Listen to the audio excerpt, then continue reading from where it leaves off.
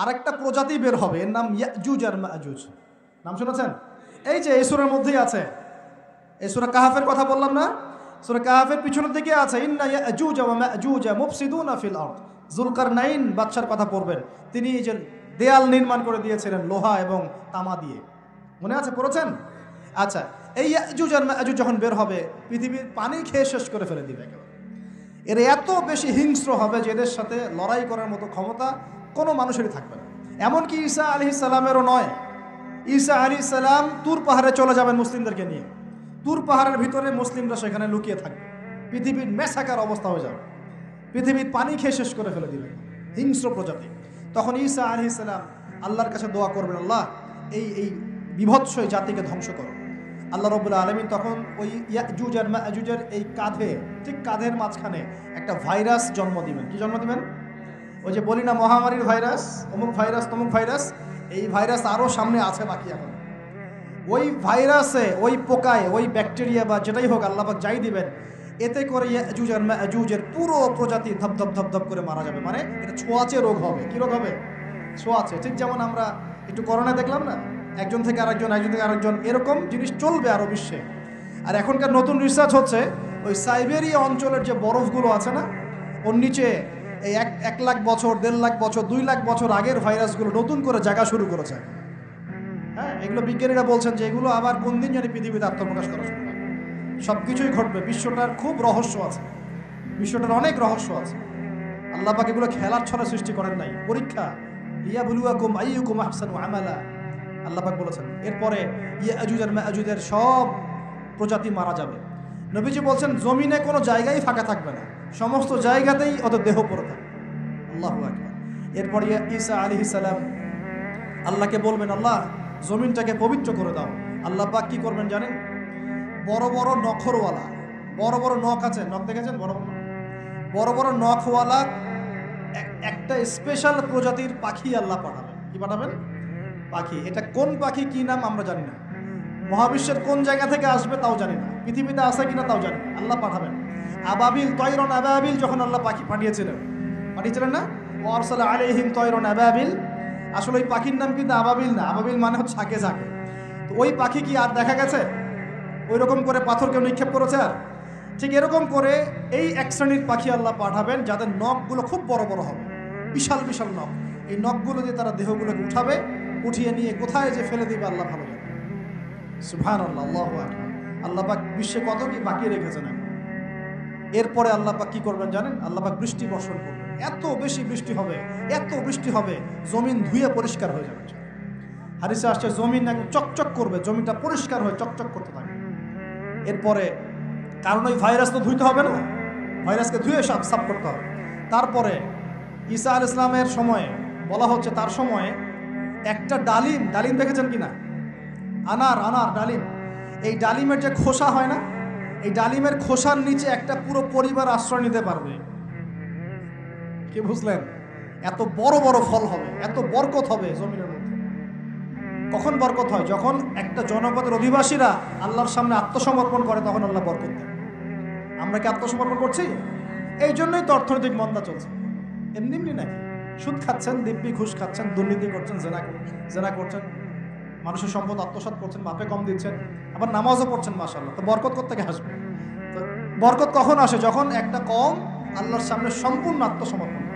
একটা ডালিম হবে, এটা রূপকথা নয়, এগুলা গাল গল্প বলছি না। এই প্রতিটা কথা আল্লাহ পাকের ওহী থেকে আসছে, এর একটা কথা মিথ্যা হবে না ইনশাআল্লাহ। তা বিশ্ববাসীরা দেখবে একটা ডালিমের নিচে একটা পরিবার আশ্রয় নিতে পারবে। এত স্পেসিফিকলি বলা হয়েছে হাদিসগুলোতে। নবী সাল্লাল্লাহু আলাইহি ওয়াসাল্লাম বলেছেন যে 10 জন ঘোড়সওয়ার, কয়জন ঘোড়সওয়ার? 10 জন ঘোড়সওয়ার বের হবে ইমাম মাহদির সময়, যারা খোঁজ নিতে যাবে যে দেখি দাজ্জাল বের হয়েছে কিনা। ঘোড়ায় করে খোঁজ নিতে যাবে, দেখি দাজ্জাল বের হয়েছে কিনা।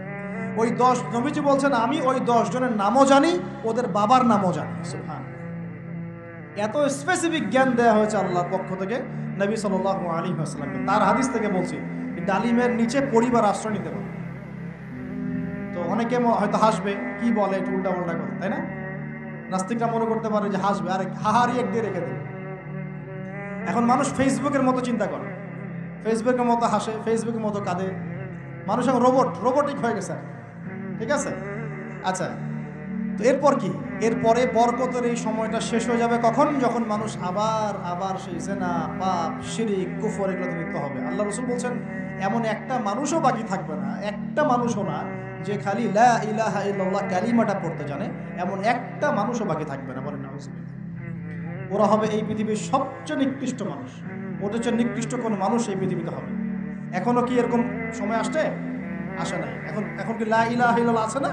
পূর্ণাঙ্গ প্রয়োগটা নাই, কিন্তু কালিমা তো আছে কি না? তখন নবীজি বলছেন এমন একটা যুগ আসবে যে লা ইলাহা ইল্লাল্লাহ বলার মতো একটা মানুষ খুঁজে পাওয়া যাবে না, আর মানুষ রাস্তাঘাটে কুকুরের মতো জেনা করবে। রাস্তাঘাটে কুকুর যেমন সঙ্গম করে না রাস্তাঘাটে, ওই রকম করে মানুষ রাস্তাঘাটে জেনা করবে। ওই সময়ে আল্লাহ রাব্বুল আলামিন পশ্চিম দিক থেকে সূর্য উঠাবে। কোন দিক থেকে? সূর্য সত্যি সত্যি পশ্চিম দিকে উঠবে। পৃথিবী একদিকে ঘুরছে না এখন, কে জানে আল্লাহ পাক পৃথিবীর ঘূর্ণন থামিয়ে উল্টা দিকে ঘোরাতে পারেন না? অবশ্যই পারেন। আল্লাহ পাকের জন্য এটা খালি বলা কুন ফায়াকুন, হও হয়ে যাও। পুরো বিশ্বের বড় বড় ডিপার্টমেন্টগুলো কারা নিয়ন্ত্রণ করছে? আমরা নিয়ন্ত্রণ করছি? জি না। এমনকি খ্রিস্টানরাও নিয়ন্ত্রণ করছে না, বরং ওরাই নিয়ন্ত্রণ করছে। আপনাকে গভীরে ঢুকতে হবে। তো তার মানে সে আত্মপ্রকাশ না করলেও তার অনুসারীরা তো মাশাআল্লাহ শক্তিশালী হয়ে গেছে কিনা? তার মানে সময় কাছে না দূরে? কাছে। এটা বোঝার জন্য কি ভবিষ্যৎবাণী করা লাগে, গণক হওয়া লাগে, জ্যোতিষী হওয়া লাগে? এটা বোঝার জন্য কোরআন সুন্নাহর সাথে শেষ জামানা স্টাডি করলেই হয়। Economics, world affairs, history study করলেই বুঝতে পারেন, হৃদয়ের চোখ খুলে যাবে ইনশাআল্লাহ। আল্লাহ পাক বোঝার তৌফিক দান করুন। এখন সে বের হয়ে বিশ্বটাকে শাসন করবে ঠিক, কিন্তু তার সাথে লড়াই করার ক্ষমতা ওই সময় মুসলিমদের থাকবে না। তখন আল্লাহ পাক পাঠাবেন ওই যে সত্যিকারের মাসিহ ঈসা আলাইহিস সালাম। তাকে পাঠাবেন। তিনি নামবেন সিরিয়ায়। কোন দেশে? সিরিয়ার দামেস্কে তিনি নামবেন দুজন ফেরেশতার কাঁধে ভর দিয়ে। তখন তার চুলগুলো দিয়ে টপ টপ করে মুক্তার মতো পানি ঝরতে থাকবে, এমনটা হাদিসে বলা হয়েছে। সুবহানাল্লাহ। এত স্পেসিফিকলি হাদিসে বলা হয়েছে এটা হবে, এইটা হবে, ওইটা হবে, একদম স্পেসিফিকলি। তারপরে ঈসা আলাইহিস সালাম তিনি যখন ওই মুসলিমদেরকে পেয়ে যাবেন, তাকে ইমামতি করতে বলা হবে। ঈসা আলাইহিস সালাম বলবেন, না, আমি ইমামতি করতে পারবো। ইমামতি এই উম্মতের জন্যই করা হয়েছে। বলেন সুবহানাল্লাহ। আমাদের ইমাম ইমামতি করবেন, তিনি পিছনে মুক্তাদি হবেন। একজন নবী মুক্তাদি হবেন আর ইমাম ইমামতি করবে। চিন্তা করতে পারেন? এরপর নামাজ শেষ হওয়ার পরে বলবেন তিনি, দরজা খুলে দাও, দরজা খুলে দাও। এটার ব্যাখ্যা আমার কাছে মনে হয় হয়তোবা তখন অবরোধ থাকবে, অবরোধটাকে তিনি ভেঙে দিতে বলবেন হয়তোবা, আল্লাহ ভালো জানেন। দরজা খুলে দাও এর ব্যাখ্যা কি হতে পারে? কিসের দরজা খুলে দাও? কিসের বাঁধন খুলে দাও? নিশ্চয় একটা বাঁধনে মুসলিমদেরকে বেঁধে ফেলা হবে। তিনি ওটার বিরুদ্ধে মুসলিমদেরকে ঝাঁপিয়ে পড়তে বলবেন। তখন দাজ্জালের সাথে তার দেখা হবে। কোন দাজ্জাল? সত্যিকারের দাজ্জালের সাথে ঈসা আলাইহিস সালামের দেখা হবে। এবং ঈসা আলাইহিস সালামকে দেখা মাত্রই দাজ্জাল গলতে শুরু করবে। কি করবে? গলতে শুরু। লবণ যেমন গলে যায় না তাপ দিলে, এমন করে গলতে শুরু করবে। এবং ঈসা আলাইহিস সালামের নিঃশ্বাসে আল্লাহ পাক একটা অন্যরকম ক্ষমতা দিবেন। ঈসা আলাইহিস সালামের নিঃশ্বাস যতদূর পর্যন্ত যাবে দাজ্জাল পালাতে থাকবে। তার নিঃশ্বাস গিয়ে দাজ্জালের গায়ে লাগা পরে দাজ্জাল ওইখানেই মারা যাবে। আল্লাহ পাক এই শুধু তাকে নয়, তার সমস্ত অনুসারীদেরকে আল্লাহ পাক সেখানে মেরে ফেলবে ইনশাআল্লাহ। মুসলিমদের হাতে। কার হাতে? মুসলিমদের হাতে। এটার জায়গাটা মেনশন করা আছে, বাবেলুদ নামক জায়গা। কোন জায়গা? বাবেলুদ। যান গুগল সার্চ করে দেখেন বাবেলুদ কোন জায়গায় আছে। আমি বলে দিব না, দেখেন কোন জায়গায় আছে, কারা ওটা নিয়ন্ত্রণ করছে দেখেন।